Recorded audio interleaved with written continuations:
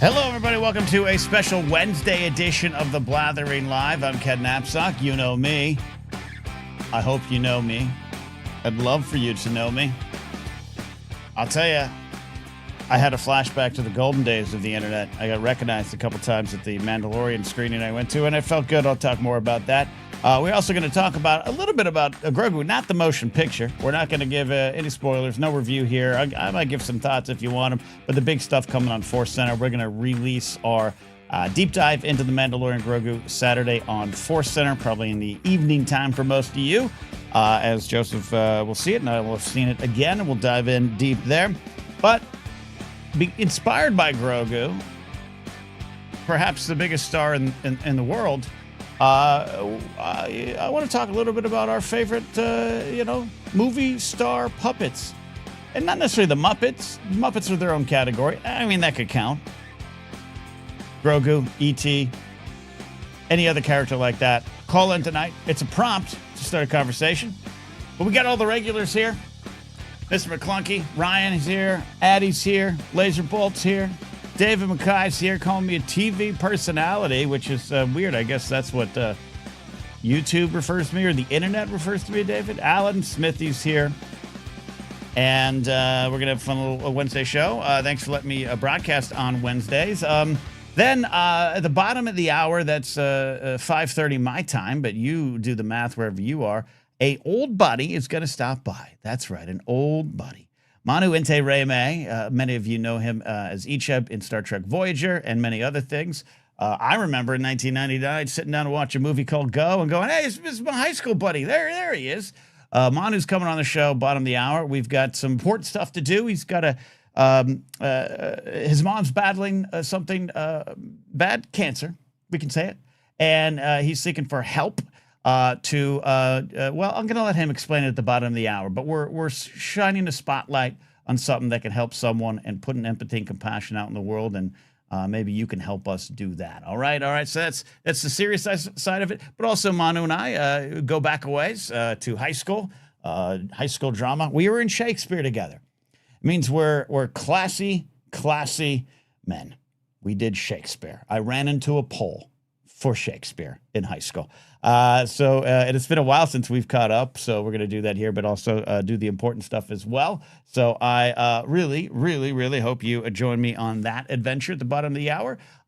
Calls tonight are on the normal Thursday link if you're a channel member or a Patreon supporter at patreon.com/KenNapzok. That's how you call into the show. You get those links becoming a YouTube channel member or a Patreon supporter. And the Thursday link is what we're using tonight. I have an event tomorrow night, and an event Monday night, and I have a thing Saturday night. So all three of the Blathering normal days, I couldn't get to it, and I want to connect with all of you here tonight. We'll try to do something in the weekend if I can, but definitely also going to release more podcasts on the channel. I hate just running through the business. Also, I don't think producer Steve's going to be here tonight. Why? Because it's producer Steve's birthday. That's right. I'm flying solo tonight, other than, you all checking in here. But producer Steve having a big birthday, and he might show up. He could be 2 sheets to the wind. That'd be kind of fun. A drunk birthday Steve. I told him to have a bunch of buzz balls. Just spend the whole day drinking buzz balls. So if he shows up, he shows up. But, hey, do us a favor here at the Blathering. When you see producer Steve on the internet, wish him a happy birthday, or maybe a happy belated birthday. But speaking of producer Steve's birthday, next Wednesday, a week from tonight, mark it down, Patreon supporters, you are going to get to hang out with producer Steve and I and who knows who for a movie watch along in honor of Steve's birthday. We're watching one of his favorite movies, and that, of course, is The Three Musketeers, the mid-90s classic, the classic that caused me to grow and cut my facial hair like Oliver Platt. We're going to go into that. And, of course, there is a bet attached to it. Producer Steve and I will – I don't even know the logistics of it. Producer Steve and I are going to shave our facial hair into the musketeer of choice that includes Tim Curry. I have asked that we don't do the Chris O'Donnell, which is clean shaven. I just can't do that right now. I can't do that right now. Ladies and gentlemen, excited to see Manu at the bottom of the hour. Borg Teen, that's right. That is right. His journey to a Voyager was an interesting one, so we'll talk about that. But again, we got some important stuff to get to with Manu at the bottom of the hour. Also, as always, I want to remind you that all the shows in May are sponsored by our friends over at The Arbiters. The Arbiters is the project that is a 2D animated film in the progress of being made, and they are letting you come along for the journey. Support them at Patreon. Link down below on YouTube. It's patreon.com/Phil Svitek. Phil, the writer, director, the main visionary behind it, working with a lot of wonderful people. I always mention one of my favorites, Sarah Stratton from the AfterBuzz days, but she's not only producing and having a lot to do with the making of this film, she is starring in the movie as Adia. It is a wonderful myth, action, cyberpunkness, fable-like qualities, anime-like qualities. There's so much going on with this film, and so much has been done. But check the video down below that will give you a little bit of a background of what's going on with the film and how they came to decide to make this film, and also the Patreon page. And if you watch that video, and I think some of you have, leave a comment, say, hey, the Blathering sent me. Special thanks to Phil and the team of the Arbiters. Join the journey. Check out the Arbiters there. They are making all the shows possible this month. That is literal. I'm in my studio because of them, so appreciate that. All right. First real hot day in Southern California today. And some of you out there might be like, yeah, bullshit. It ain't hot where you are. It got to like 90 today. Also, there is a large wildfire going in Simi Valley. And it is blowing on into our city. Yesterday was really bad. The air quality really bad. So it's been hard to kind of move around, breathe, do anything normal. Don't cry for me. My life's okay. But it's also the first big fire. I can't even say wildfire season anymore. We used to have them. I kind of seem to remember them being mostly in the fall. That's not necessarily still the case anymore.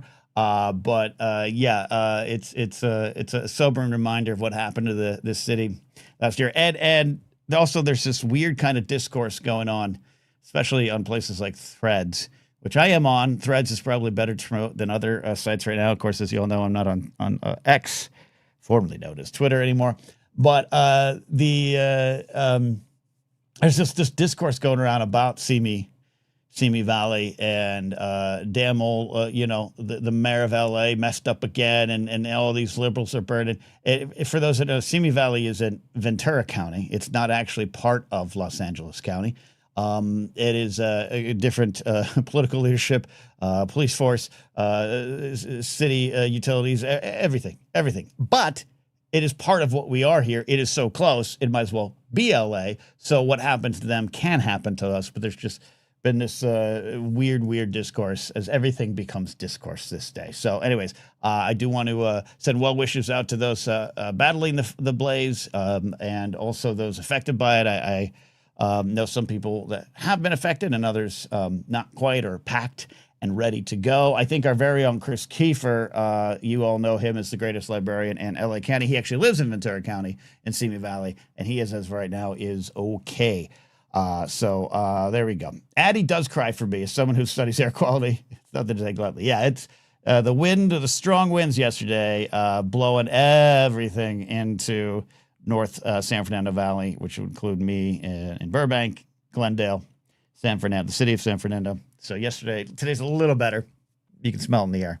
And though I say we're used to it, it's always a little scary, and I think we're definitely all a little scarred and traumatized from what happened last year with the Altadena and Palisades fires, which for the first time since I've been here.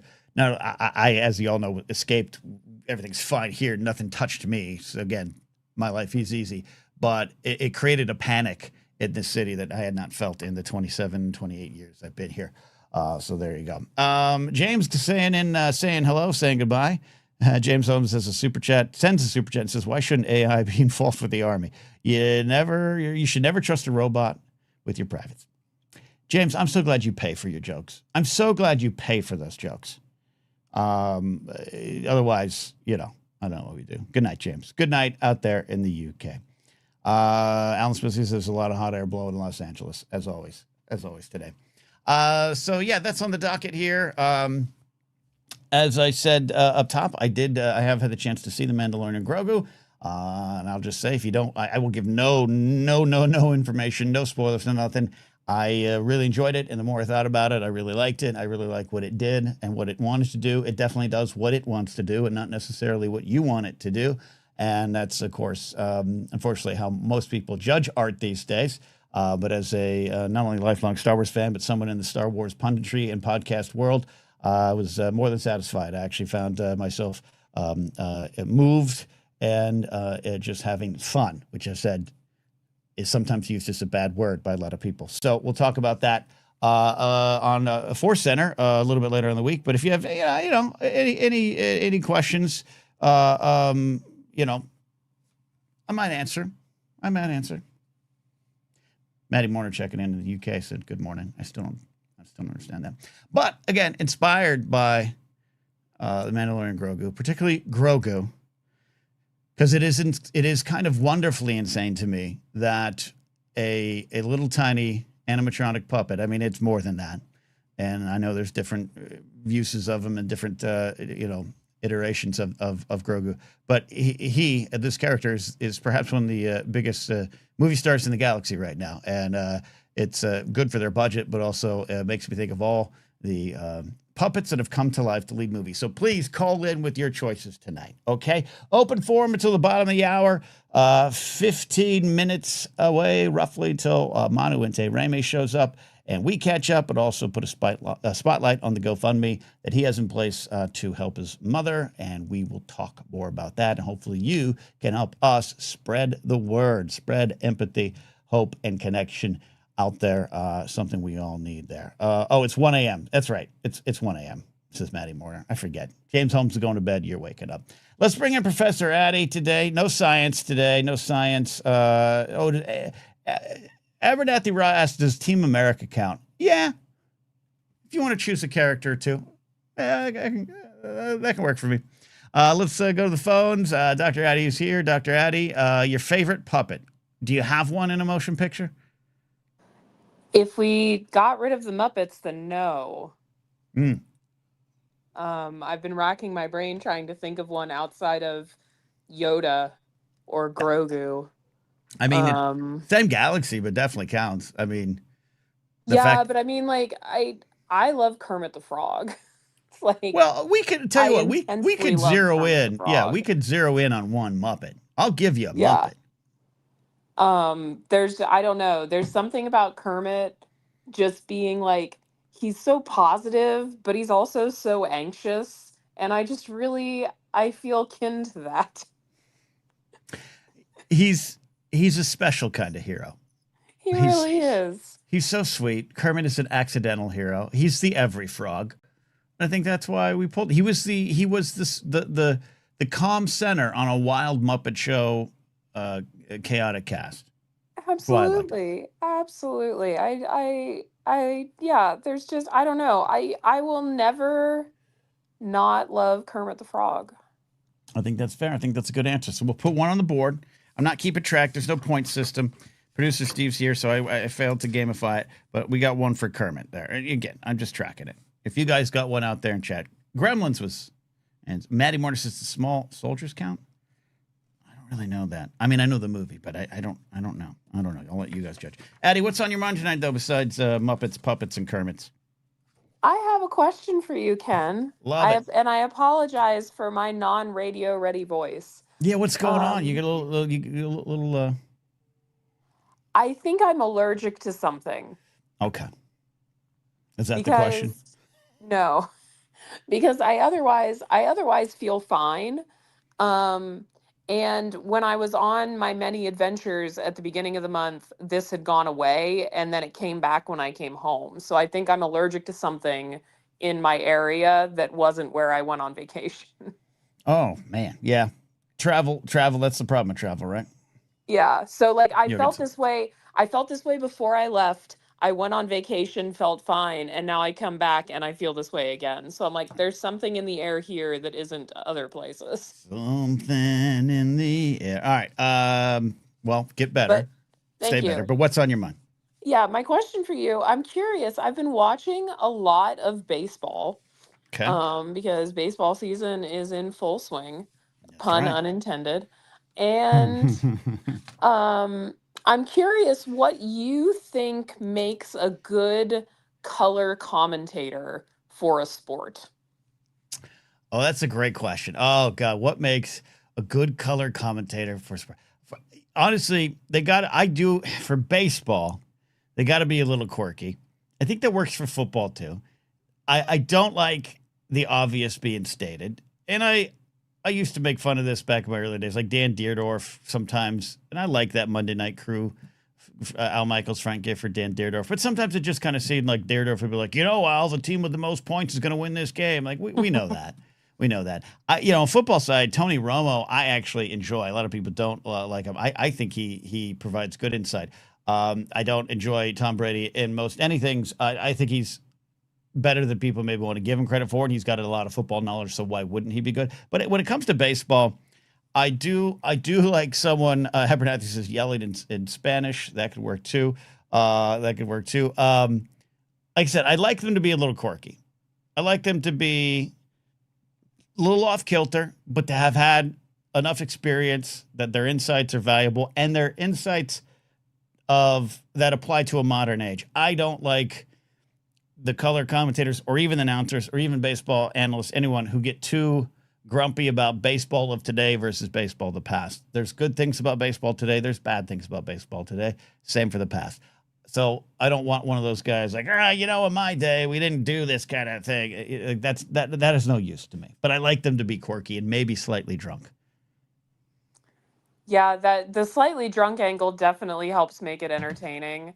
I love it. I love it when they get punch drunk, when like something really Mm-hmm. hasn't happened in a while and they just are like trying to find something to talk about because there's nothing going on in the game worth talking about. So Right. like they have to vamp for something.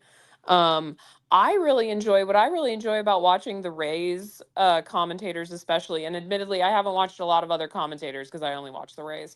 Um I appreciate that they teach me something about baseball while I'm watching it. Mm-hmm. Like one of the TV commentators for the Rays used to be he was a pitcher in the major leagues. He won a World Series with the Arizona Diamondbacks. And What's his name? he'll Who is it?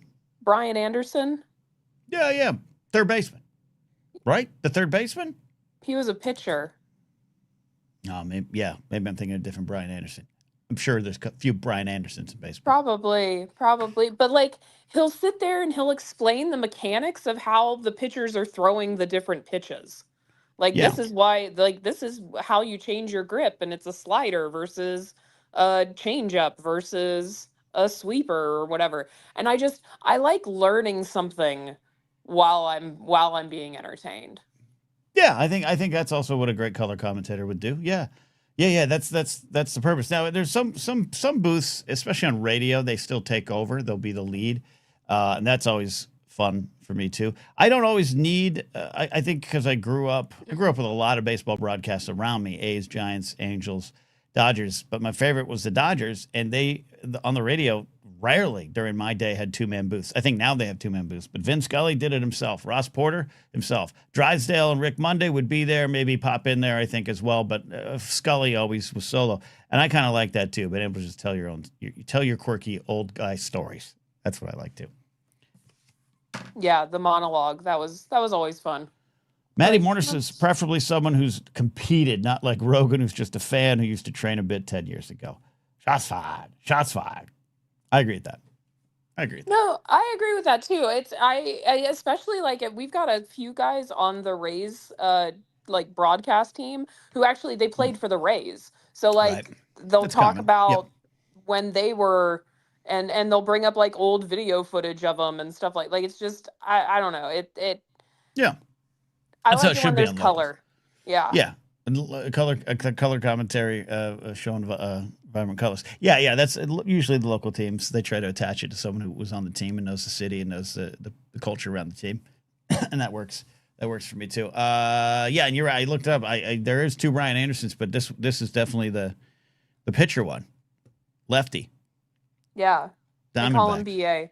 He's entertaining too. Last year when they were playing in Steinbrenner Field, Mm-hmm. He had an ongoing bit because in when they commentate in the trop, they don't have to deal with like what direction the wind is blowing for whether or Sure. not a ball is going to make it out of the yard. So he had an ongoing bit where they would go down 1.2 miles down the road and look at a really big flag that flies over like a Ford dealership Right. and see which way is 1.2 pointing. That'll tell us whether or not the balls are going to be home runs today. Yeah.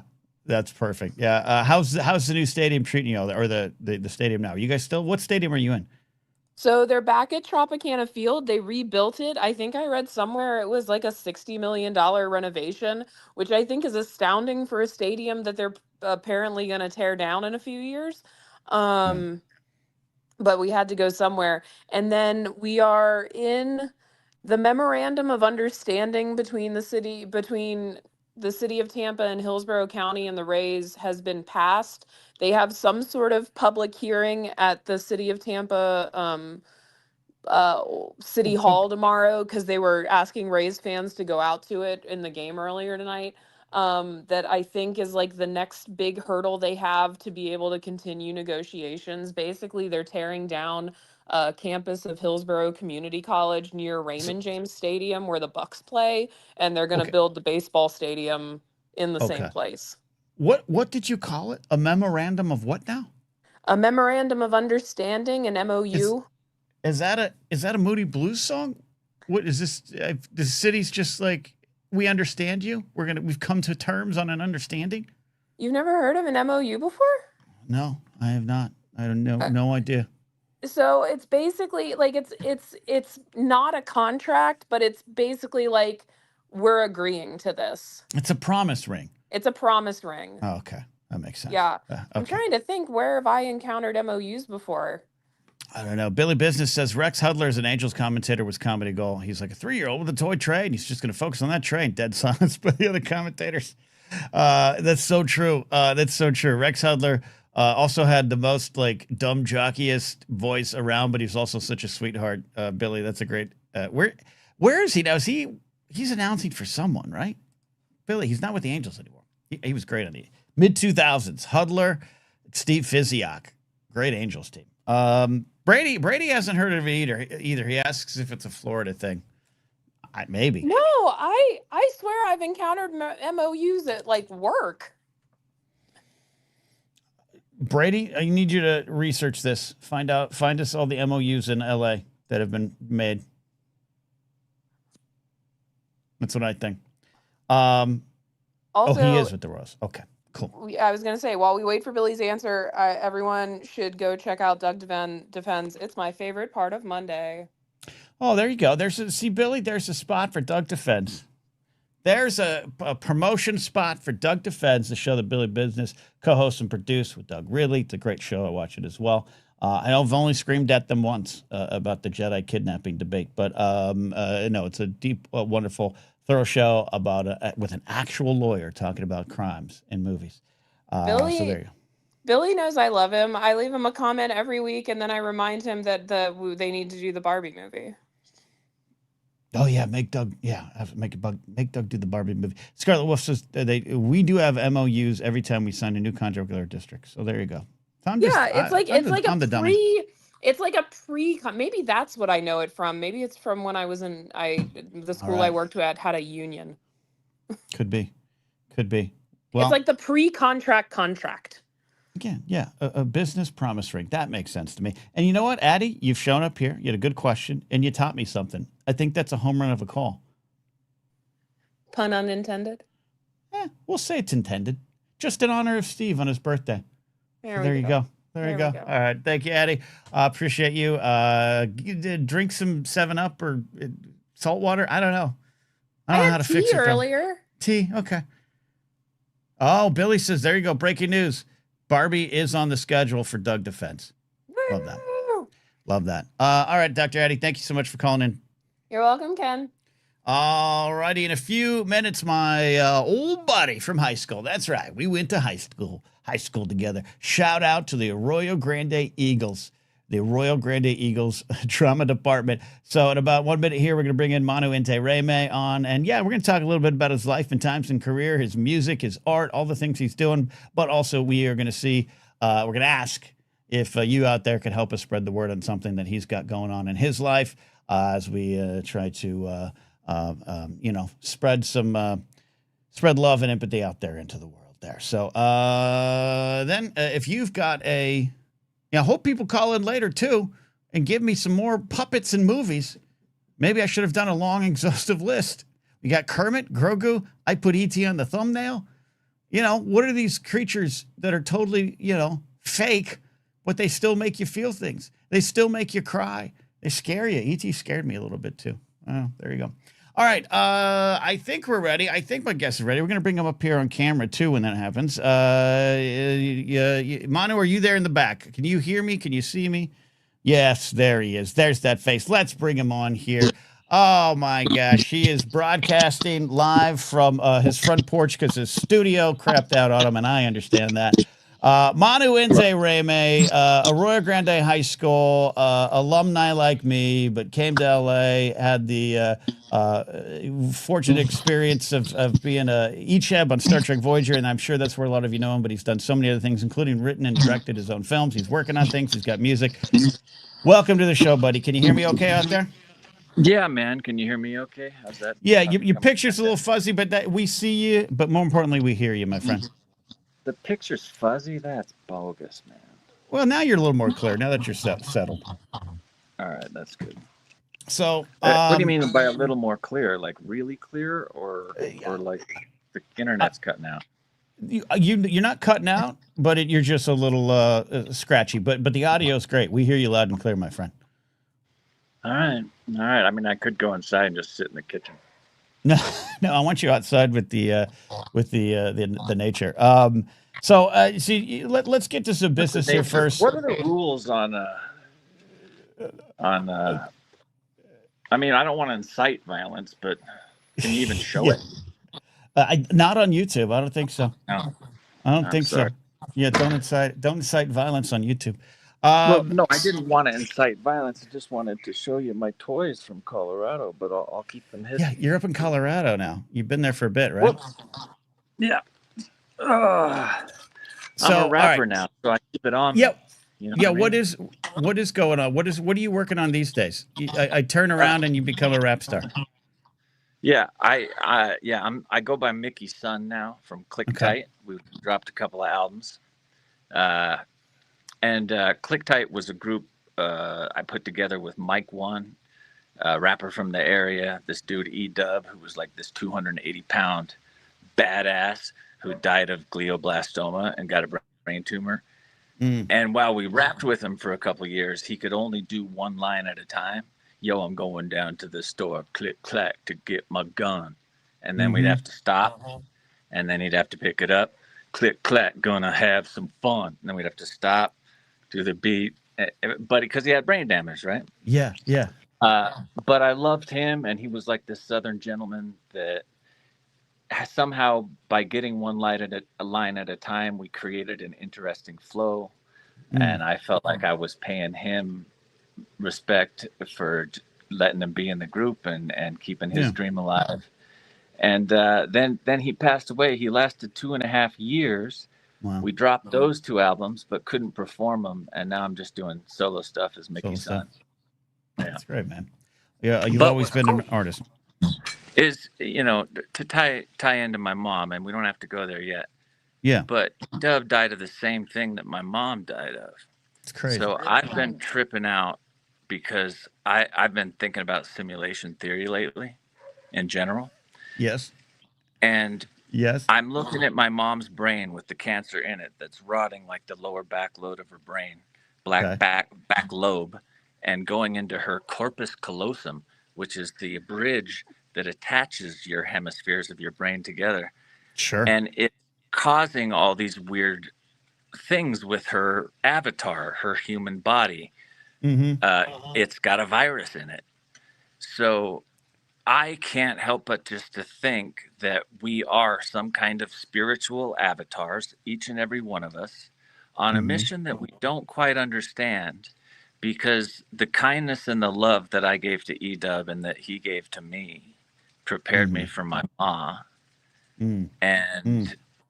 And so I'm starting to think E-Dub was an angel of some kind. But if you want to hear E-Dub, go check out Click Tight. Everywhere you can get music, all the platforms up there. That's a spectacular and tragic story all in one there. Well, let's just go to the big reason you're here, and then we can catch up too. You like you said, your mother is battling a form of brain cancer. I'll let you explain it in more detail in words that I don't currently understand. And you started a GoFundMe. Links are down here on YouTube. I'm also going to drop it here in the comments. And beyond just obviously asking for support and what the goal is, I'll let Manu explain it there. But also we're just asking folks to maybe help spread the word. And that's and you, Manu, have put a lot of faith in the power of people helping, right? That's a lot of what your work is about. Yeah, I believe in it. I mean, I became an actor because I thought movies told real stories of people going through real shit. And when you can be a part of something like that and tell a story, whether it's real or not, but that has I watched a movie recently. I forget what it was about. I mean, I know what it was about. I forget the title of it, with Emma Thompson. Right. And Emma Thompson is like, she goes up and she's dumping her husband's ashes as an old lady up in a lake. And she runs into this kid who's getting held hostage by this couple who wants to take her liver because she's a kid that tried to commit suicide. And Emma Thompson, like a badass Rambo, saves this kid. And at the end of the movie, like, goes down saving the kid and dumping her husband's ashes at the same time. And it was so beautiful. So I've always been a part of empathy, spreading empathy. I feel like films, they have a dark side. Hollywood always has a dark side with the programming and the CIA and the black ops and all the stuff they try to get into subtly into their subliminal, beautiful propaganda machine. Which is why I love YouTube, because a lot of YouTube isn't affected by that. Right. But I totally lost track of my. Well, let's explain to the audience what the GoFundMe is for and what your mom Lynn is battling. And your mom, I remember vibrantly and vividly from back in the day, and she was a wonderful person who always who really believed in you. Like that's I was trying to think of one of my memories of her, and it's that you chasing your craft and pursuing your art was something she believed in fully. So you're here to return a bit of a favor. Yeah, for sure. My mom sacrificed everything for me since I was a little kid, man. She, I was a part of a hippie road band of crazy. My father was a crazy road hippie, grew a bunch of weed in Idaho, ended up in prison.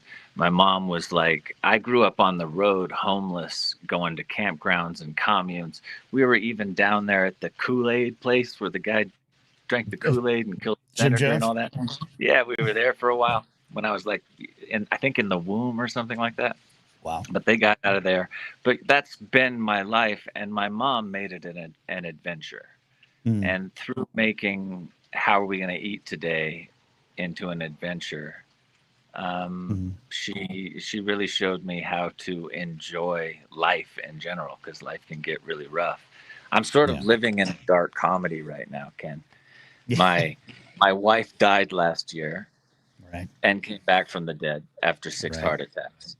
Then her father came with his wife, and he fell down these very steps and cracked his head on the concrete down there.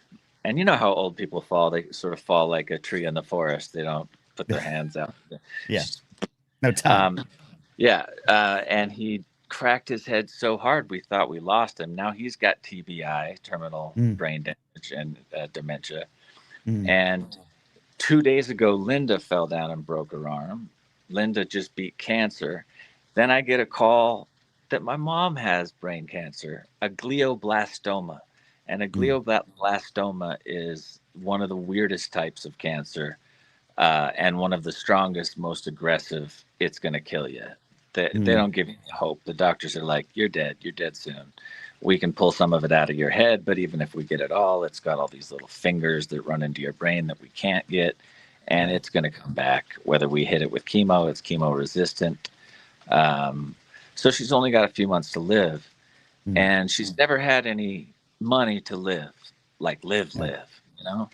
And I figured if she's only got a few months left and she sacrificed all this life to give me a chance at being an artist and spreading empathy, I thought, let's use the last of my F-list Star Trek One Tree Hill fame to give my mom some dollars to get on an Alaska cruise with a couple of her besties and just, you know, live out the last of her good couple of months contemplating, you know, nature and being on the old people boat and digging the food before things go bad. And that's the gift I'm trying to give to my mom. Is she gets radiation treatments these next 2 weeks. I'm getting on a plane in a couple days to go finish her radiation treatments.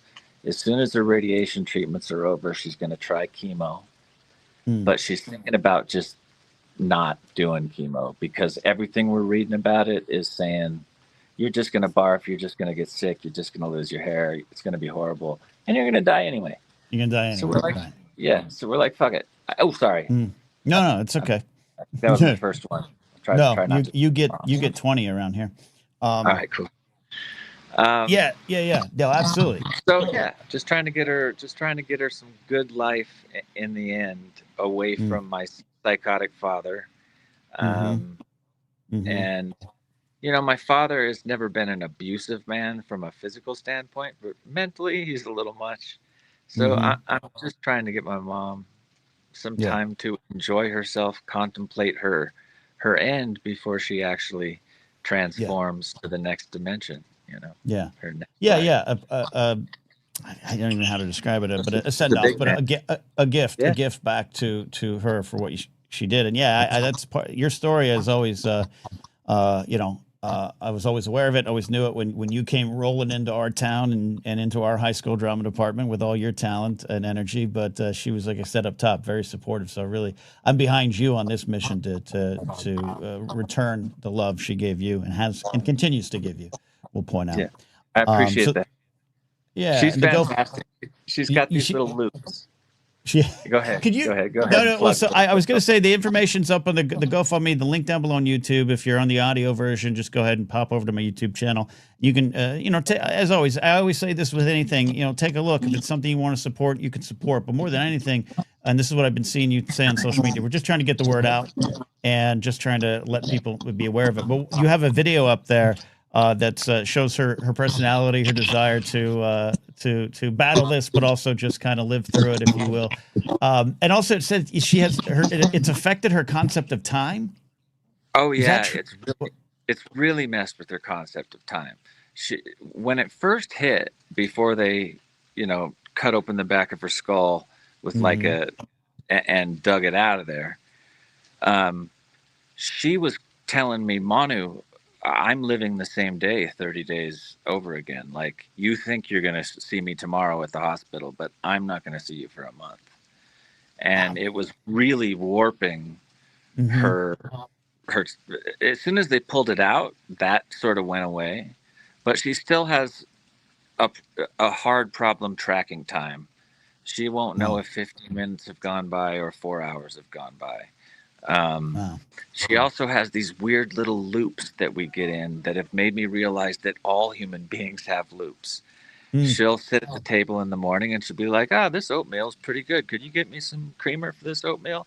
And I'll be like, yeah, Mom, we just put creamer in the oatmeal. Oh, are you serious?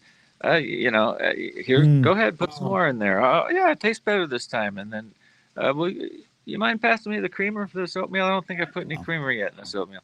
But all of us have loops. Yeah. I go around town and I'll run into 15 people and I'll tell all those 15 people the same story. Yes. Yes. I absolutely do the same. Oh, we lost Manu there. Oh, he'll be back. Oh, come on. There you are. No, you're there. You're there. You're back. You're actually better now. You're actually more clear now. You fixed something. I could actually see your beautiful face even more. Now it's frozen a little bit. Oh, it's a little rainy up there in Colorado too. I'll try to see. We'll keep him up here. We'll get him back on. If Manu, if you can hear me, I can hear a little bit of the rain in the background. There you are. You good? Can you hear me? I can also, if you could hear me, we'll go audio only. Oh, there we go. We're gonna drop him out here, and we're gonna go this one. Yeah, there you go. There you go. You there? Trying. I'm holding on. Thank you all for the patience here. So we worked through some tech issues here with the live. As I always say, this is live TV. See, David Mackay, I'm a TV personality. Manu, if you can hear me, you're yeah, okay. I'm gonna clear some of these. There you go. So sorry, some a-hole called me and it just blew the whole thing. I've done that on a live stream before too. I know exactly what you're talking about. I realized I've been talking to you this whole time with headphones in my ears. That might be why I've been talking so loudly. You're talking perfectly. Hey, this might be helpful to other people if they could hear it from you.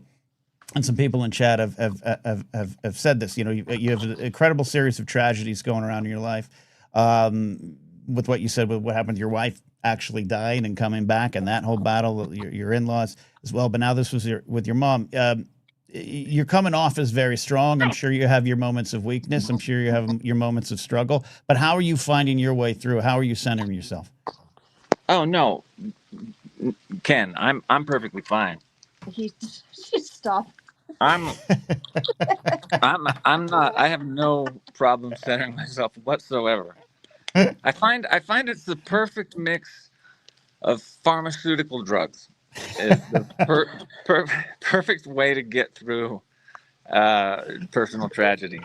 The truth is, what happens is, I'll go get that. The truth is, what happens is you get into this place where your life becomes so tragic that it literally becomes like living in a dark comedy. We were talking about forest fire season. I live in Colorado right now. It's raining. Right up over the mountain, just a couple weeks ago, I thought that I was going to have to pile brain dead dad, cancer mom, broken arm mom. Well, she didn't have a broken arm at the time. I was dead for 41 minutes. I'm fine, dead for 41 minutes, with a pacemaker, a dying cat with pancreatitis, all my guns and a bunch of water into my Kia, and drive out of the Paradise forest fire to go save my mom from a brain tumor. Now, if that's not a movie for like a dark comedy Hollywood movie. So I feel like I'm living in a dark comedy. So you do a lot of laughing, you do a lot of crying, you have a lot of beautiful moments with the people that are sick that you're taking care of. He eats a lot of cheesecake. I eat a lot of cheesecake. I treat myself really bad. I burn out a lot, do a lot of sleeping. But for the most part, I got a lot of love around me. And even though we're all struggling, we're all keeping each other held up at the same time. And family, even my father has learned through this, is a really beautiful thing. Family is what you got. And that includes, if you're lucky, friends like you, Napzok, not to do the Hollywood BS, but I love you, man. We haven't talked in a long time, and I love you, man. I've always loved you. The minute I met you 25, 30 years ago, whatever the heck it was, 30. I went, that dude's funny, man. We got to work together. So it's nice to still know you after all these years. And absolutely. Have we got to the puppets yet? Oh, puppet, man. Hold on. I got a puppet list. Oh, yeah. You only mentioned the Muppets. I'm like, what about Labyrinth? What about Dark Crystal? Labyrinth, Dark Crystal, yeah. Got Agora from Dark Crystal. Booze, with the one eye. I made a list. If you got to include the Skeksis. How could you look? They're the one. They have that dancing song, right? Dance like that. Yeah, they were. No, those guys. That's the Fireys. Yes, the Fireys they're on my list too. You can from tell Labyrinth. I was born a little bit after you guys. But the Skeksis are those like Yes, they scared the hell out of me as a kid. Yes. The Emperor's face falls apart in the end. Mm-hmm. Mm-hmm. You got Hoggle in that movie. You've got Fizzkig, the wonderful dog. Right, Hoggle. Sir Didymus from Labyrinth, the wonderful dog who is sometimes puppet, sometimes real dog. Ludo, the big monster from that movie. Kara from the Dark Crystal, the girl. Hi, baby. Kira. Oh yeah. She's so hot. Yeah. That was like the first Muppet that I was like, wow. The sexual awakening. Yeah. Oh, there's the doggy. Yeah. So, hold on, Kira. We got David Bowie's penis in that movie. Could technically be. Yeah. No dance belt. No dance belt on that puppet. No. Hold on, and I think I got one more. Hi, buddy. Here, hold on. I'll get my shoes. Oh, what about just Alien? Oh. Does that count? Alien from Aliens? I mean, that's a puppet. I think so. Badass puppet. Yeah, I think that counts. It doesn't have to be all whimsy. It could be terrifying things as well. Terrifying monster. Yeah. I think Alien, hands down, is probably one of the coolest puppets they ever made. Absolutely. All right, so in the time I have left with you here, buddy, as I said in the intro up top, you and I did Shakespeare together. What is your memories of doing Shakespeare with me as old Gobo and you as Gobo? Me as Gobo and you as old Gobo? I was old Gobo, Merchant of Venice. And I was young Gobo? Yeah, you were my son. I remember you being grandpa and me being the son, and I remember the Gobo, but I didn't know that we both had the same name. Maybe you had a different name. I don't know. Yeah. Watch out! You're gonna shoot yourself in the foot. I'm taking Dylan home. Oh man, I thought that was fun. Yeah. We made a lot of people laugh on that stage. We were awful when it comes down to it. We were just half-assing our way through Shakespeare, doing the whole like high school Shakespeare voice. Yeah. Come with me. Come with me, actually. Yeah, I played an elderly sandblind man, but we had some good humor. Yeah, we were kind of doing our own thing. I think you're right. Yeah, we were doing our own thing. Shakespeare would never be done like that professionally. No. But it worked for high school, and we did a bunch of physical comedy, added the physical comedy to it. So I have great memories of that play and doing that with you. That was fun. Yeah. That was a great time. And from there, you went down in Hollywood, and we have a lot of Star Trek fans here in our chat and our live event. They're trying to get me to watch more Star Trek, but obviously, I'm on the Star Wars side. But I think the two sides can come together. And I know you had a great time doing that show, and it was great to watch you from a distance succeeding. You know what I mean? Like rooting you on. From the first time I saw you, and you were in a Star Wars commercial for Phantom Menace. Right? I had Jar Jar's tongue. Yes, you had Jar Jar's tongue. Lay's potato chips with Jar Jar's tongue. Yep, big spot. And then I was sitting in the theater. Yeah. And this was pre-social media, so this was one of those like, hey, I wonder whatever happened to kind of, oh, I miss Manu. Where's Manu? And then I saw you in Go, and I was like, oh, he's here. He's down here with me. Yeah, hanging out in the same town. Yeah, right there. No, I watch your stand-up clips, man. You crack me up. Oh, thanks, I'm trying to do more stand-up comedy and fit it into my bipolar schedule because I'm rapping, I'm doing pitches. I've got this new company called Subliminal Entertainment. The studio's getting set up downstairs, multimedia. We're going to do shows like yours. Maybe we could get a show going together once the studio's up. I'm rapping. I'm producing. I'm acting in a couple films coming out later this year, or probably coming out a little later next year, but shooting this year. Right. And I'm, I've never been diagnosed with bipolar, but I feel like I'm bipolar because I can't do one thing. Like I can't stick to comedy or stick to music or stick to acting or stick to producing or stick to writing. I've got to be doing like 10 things at once or I don't feel right. No. I just bounce around. You know those guys when you're like on a 3rd Street promenade or one of those, and there's those guys spinning those plates, and they got 13 plates spinning. I feel like that's me, and every once in a while, one of those plates get hot, and I jump on it and I ride it for a while. Got to keep spinning, and then keep them all spinning at the same time. Yeah, I wouldn't want to limit myself. I do a lot of things too, and a lot of that is maybe my ADHD, but I also just have a lot of interest and I want to do things and I don't want to tell myself no, you know, if I want to pursue it as an art. And why? It's art. It's fun. Mm. You're going to affect somebody. And even if I piss somebody off, like my rap is all over the place. I got this, my genres are beautiful love songs. I also do like thug gangster rap. I also do like just you take drugs and die because the world, real depressing shit. I also have like really funny, fun. I don't know if you ever listen to Prof. I don't know if you get into the hip hop, but just fun rap, just like Eminem style, old school fun rap. That's just fun because, hey, it's beats, it's music. Let's have fun. Yeah. And I have squirrels here too, so I'm always chatting with my squirrels, feeding my squirrels, looking at my squirrels' big nuts hanging over the. I mean, Colorado. real nuts. Talking big nuts, hanging off the tree branch. These guys and my wife feeds them so many peanuts. Well, she should. That driving onto our block is like driving into a Disney movie. I literally start hearing zippity doo dah, zippity, yes, and all these squirrels are running along the fence posts, and eagles are flying in, and bears. There's our food. There's our food. Yep, my yard has become too much now. The skunks, the possums, the raccoons, the crows, and of course the squirrels. But I can't. My wife will throw them our old chicken breasts to the raccoons. I mean, I don't do that. I know. I can't stop her. She goes out with the deer with a bunch of bucks and does. She'll bow to them and she'll go forehead to forehead with these wild bucks. What, really?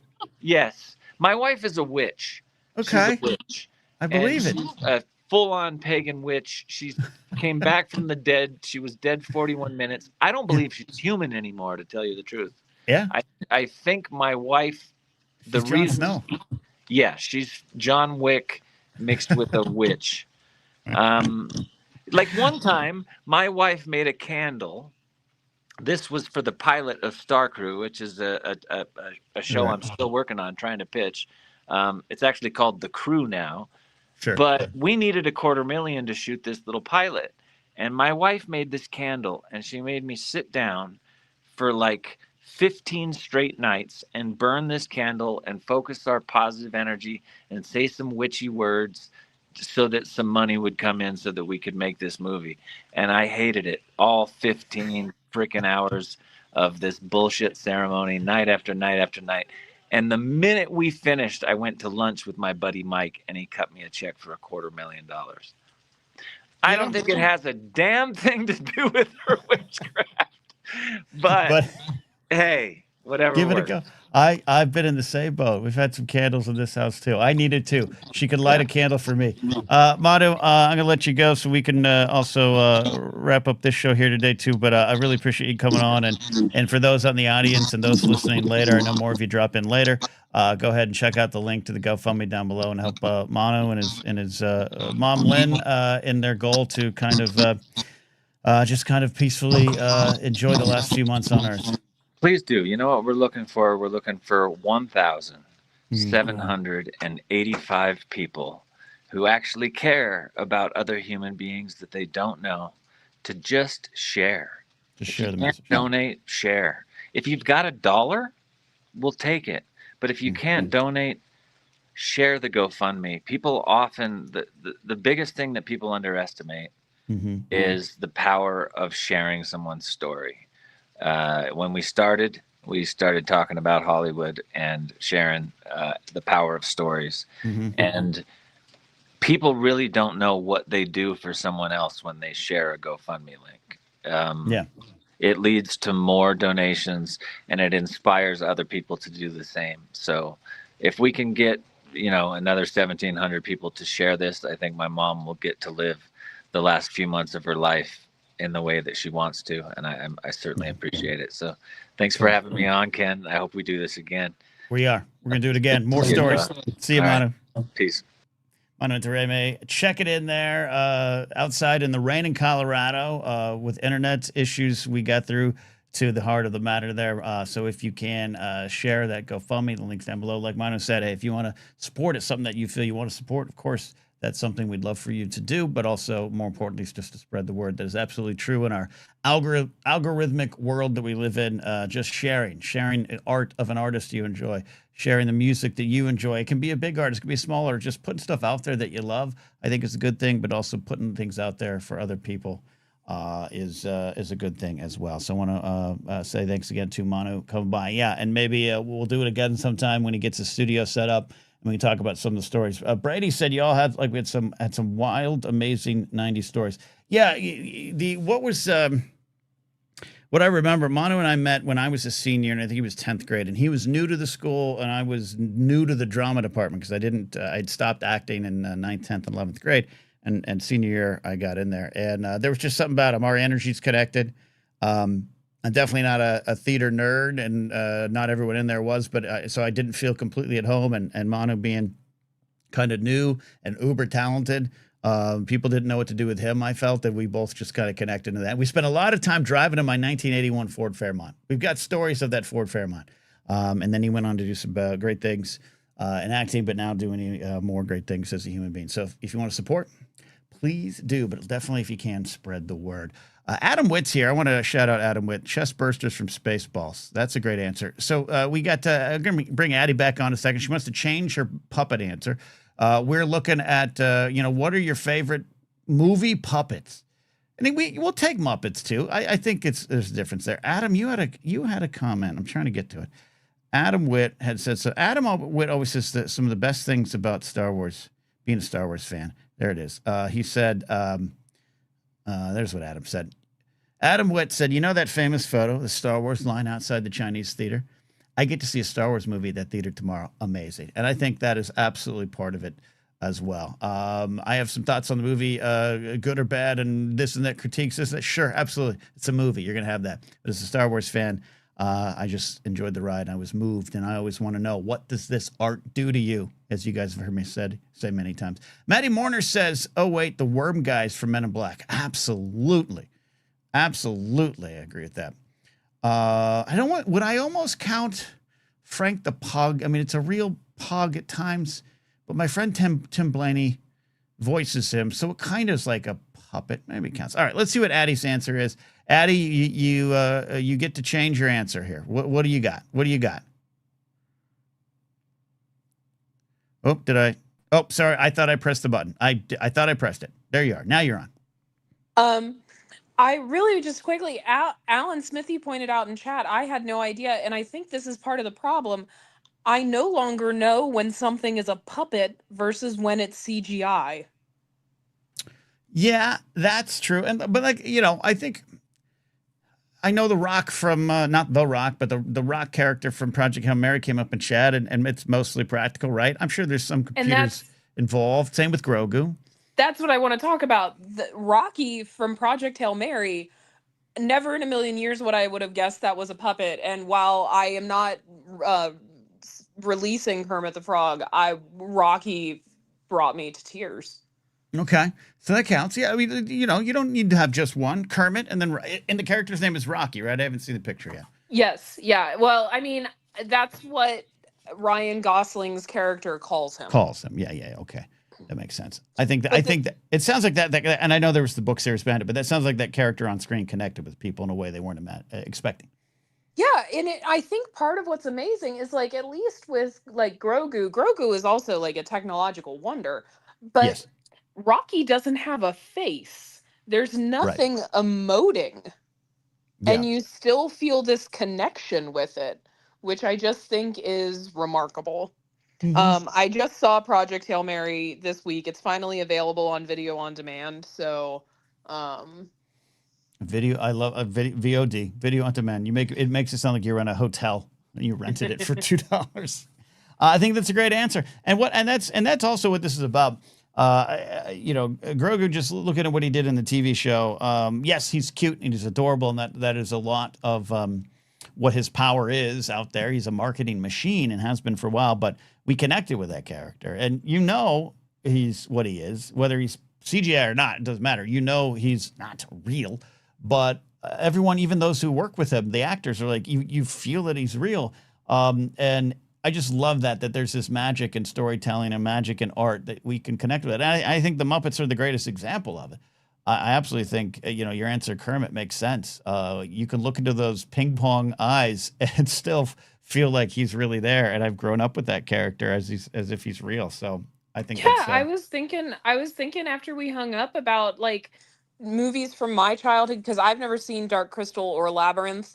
They are not of my generation. Um, well, and you got to see them, but I'll say this. I've never seen Dark Crystal again after I saw it in the theater because it freaked me out so much as a kid that I'm still kind of scared of it. But I was thinking about like Big Bird and Follow That Bird. And like just Big Bird makes you cry and it's a guy in a bird costume. Like right. Yep, that's what. Yep, and that speaks to the power of the human performance behind it. And I'll include, anyone on CGI, not AI, but CGI working their creative magic to make these things come to life. That's the power of this stuff. That's why I wanted to pull it up. I mean, E.T., E.T. was real to me. I was there in '82 and saw it in the theaters and could not distinguish from, real or not. He was real to me.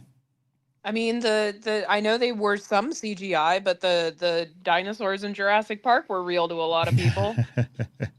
Absolutely. Scarlet Wolf says Salacious B. Crumb. What about Salacious B. Crumb? It counts. Yeah, absolutely counts. I mean, Jabba might count. Jabba could be an answer. Mr. McClunky says E.T. still breaks me. Well, there you go. Well, Addie, okay, so it's officially registered. Your answer has been expanded, not changed. Kermit and Rocky. Yes. Anyway. All right. Cool. I'm looking forward. I'm glad. I'm kind of glad the show is tonight because I'm going to see Mando and Grogu tomorrow night. So yeah, it also worked out too. I think I got an event. I'm going to see Mando Grogu on Friday again. So it'll be good. And then next week I'm on the movie fights edition of The Mandalorian and Grogu. So look for me on that. Who will I be yelling at? I don't know yet. All right, Brady's going to call in. Addie, I appreciate you. Thank you very much for your answers. Of course, Ken. Of course. Have a good night. Go Rays. All right. Brady calling in. Brady, what's your answer? Hello. Well, first, best wishes to your friend Manu. That's a lot to go through. It's a ton. Yeah. I'll be donating to the link. Yeah. Yes, you're a sweet man. Yeah. Sharing it. We appreciate you, buddy.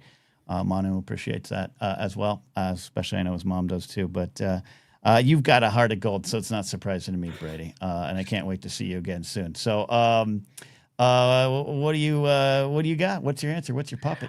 Well, so it took me a while to think because there are not a lot of puppets in my childhood, to be honest.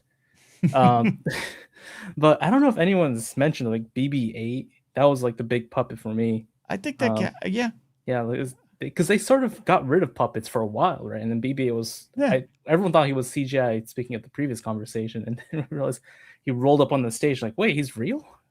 Yeah. That was part of the no CGI character kind of angle they were leaning into with episode 7. Don't worry, prequel haters, we're going a different direction, which is I think sometimes forgotten in the Star Wars fandom lore. But I think BB-8's a great example. We right from the beginning, the moment first like leaned down of his head and that a beep, we were with that character. I think that's absolutely true. So that's a good answer. Just a simple design, just 2 circles. Absolutely, that was the genius of it. Brady, I know you're in another generation, but have you seen the Dark Crystal? No, I always get that confused with another 80s. I think was it Labyrinth? the one with David? Yeah, Labyrinth and Dark Crystal, and then the one with Time Bandits. Time Bandits? No, is Warwick Davis Time Bandits? I don't think so. I don't Willow? know. You're talking about Willow? Yeah, Willow. I get those 3 confused. Oh, yeah, they're all kind of they all got kind of similar vibes. Yeah. Dark Crystal's something different. Yeah. I think that is which one is the one with David Bowie? Labyrinth. Okay. And Dark Crystal is the scary one. I mean, that's the one that scared the hell out of me. It's Jim Henson, doing a little darker with the Muppets, his Muppet creations. Yes, absolutely. But it's its own thing. It's not a Muppet movie. I don't want anyone to think I'm saying that. But just like, it's the design. They're so good. And I know they had the show that came out not too long ago. I didn't see that either, of course, because I'm still afraid. But yeah, the one-eyed lady and the Skeksis or whatever. God, they're so good in their creep design that it creeped me out forever. So the Dark Crystal, gotta watch it one day. Gotta watch it. Watch it. I also got one really old puppet that I want to mention. Do you remember Mr. Bill from SNL? Absolutely remember Mr. Bill. Walt Williams or William? Yeah, Walt Williams created them. And my program director was friends with him. Absolutely. Oh no, that's a very old reference for a youngster like you. It was a reference because my teacher would always say, "Oh no," when in class, and he was like, "Hey, you know SNL?" And no, everyone just like blank faced because we're all kids. Yeah, and that's how I learned of SNL. So I had to thank Mr. Bill. Crazy. Yeah, Labyrinth is kind of a musical, Sis Laser Bolts. I would say it's a musical. See, I watch musicals. Brady, thank you so much for checking in. Hopefully I get to see you Sunday at the Star Wars show, but you've been so loyal before. I'd understand if you don't make this one. No, of course I'll be there. I'm going to make sure the streak continues. You're the best. You're the best. Bring some friends, bring some family members. We're going to pack it out. I'm going to do some fun things. I got some giveaways. I'm going to do some trivia or something and do some giveaways. So you might come away with something, Brady. You might come away with a Funko Pop or a Grogu coloring book. Just be ready. All right. Thank you, Brady. Appreciate you, buddy. Thank you. Eli says so. I will as well. Can't wait to see all of you. It's going to be fun. Star Wars themed show. Recovery Hacker checking in here. Says can't stay. Hope you're doing well. Thank you for that. Thank you for the super chat. And Recovery Hacker, I think I just saw a comment you left on Sunday's episode, the Monday morning show about wanting to help with tech. You can emails on the website. Emails, if you want to email me, you can go to the website. There's a connected link there too for that, because I know the YouTube one can be a little weird. So there you go. I think that's There's Mikey J. Mike Keeson. Manu checking in. Thanks, Gobo. Thank you, my son. Thank you. You can't stand. All right. So, and then Big City saying Bill Hader's puppet class skit on SNL. Yeah, that sketch was great too. And Hader's great as well. So I think that's it. Yeah, Mr. Bill was on David Letterman. Yeah, I think Mr. Bill crossed over there as well. I think he did as well. Well, Franny's getting ready to bark, so I guess that means it's the end of the show. Thank you for the special Wednesday edition of the Blathering. Thank you very much for letting me bring my friend Manu on and talk about what's going on with his life and spreading the word. I always want to be able to use my platform for those around me that need it, but also talk about things that are important, and all those things were there. So check out that link. It's down below on YouTube, Facebook as well. And if you're on the audio version, just pop over the YouTube video and find the link there.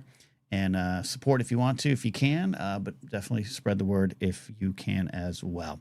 Work with me on the rest of the shows this week. Happy birthday to producer Steve.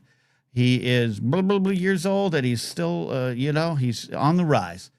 Makes this show possible. And actually, in all sincerity, I don't know if the Blathering Live would have developed into what it is and what it will continue to be without the great work of producer Steve, who has ideas, never-ending ideas, never-ending thoughts, always ready to try, can always pull it off. I have always had a dream of doing a show like this, but I've always needed the people around me to do it, and producer Steve is one of the best to come around and make it happen. So happy birthday to producer Steve as well.